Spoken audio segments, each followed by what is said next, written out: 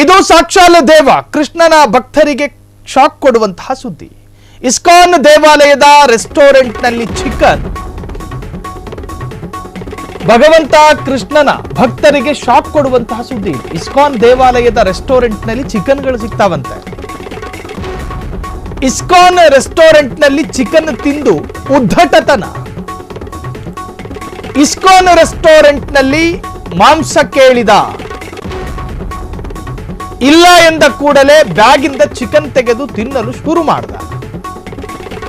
ಈ ಮೂಲಕ ಕೃಷ್ಣನ ಭಕ್ತರ ಭಾವನೆಗಳಿಗೆ ಧಕ್ಕೆ ತಂದ ಪುಂಡ ವ್ಯಕ್ತಿ. ಲಂಡನ್ ಗೋವಿಂದ ರೆಸ್ಟೋರೆಂಟ್ನಲ್ಲಿ ಘಟನೆ. ಆಫ್ರಿಕಾ ಮೂಲದ ಇಂಗ್ಲೆಂಡ್ ಪ್ರಜೆಯಿಂದ ಈ ಕೃತ್ಯ.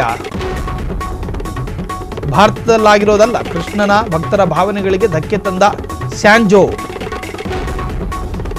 ಕೃತ್ಯ ಸೋಷಿಯಲ್ ಮೀಡಿಯಾದಲ್ಲಿ ಸಖತ್ ವೈರಲ್ ಆಗಿದೆ.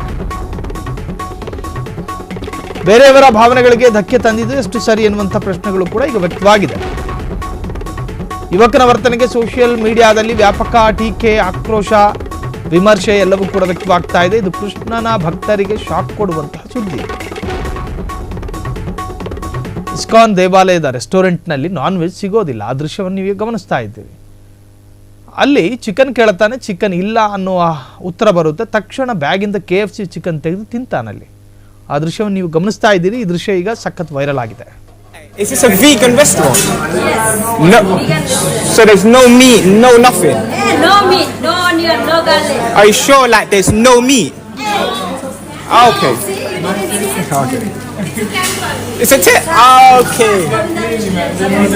Okay, well, in that case... What is this? Oh my God! Prabhu! Go outside, please! Prabhu, go outside! Please! What do you want? He's eating chicken here.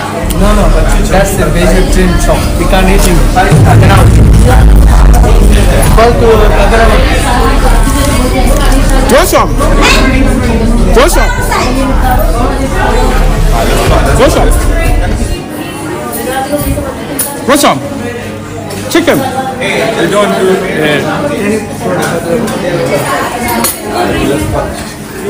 Yeah, are you enjoying? ಕ್ಷಣ ಕ್ಷಣದ ಸುದ್ದಿಗಳಿಗಾಗಿ freedom TV subscribe ಮಾಡಿ, like ಮಾಡಿ ಹಾಗೂ follow ಮಾಡಿ. ಹೊಸ ಸುದ್ದಿಗಳ ನೋಟಿಫಿಕೇಶನ್ಗಾಗಿ bell icon ಮೇಲೆ ಕ್ಲಿಕ್ ಮಾಡಿ.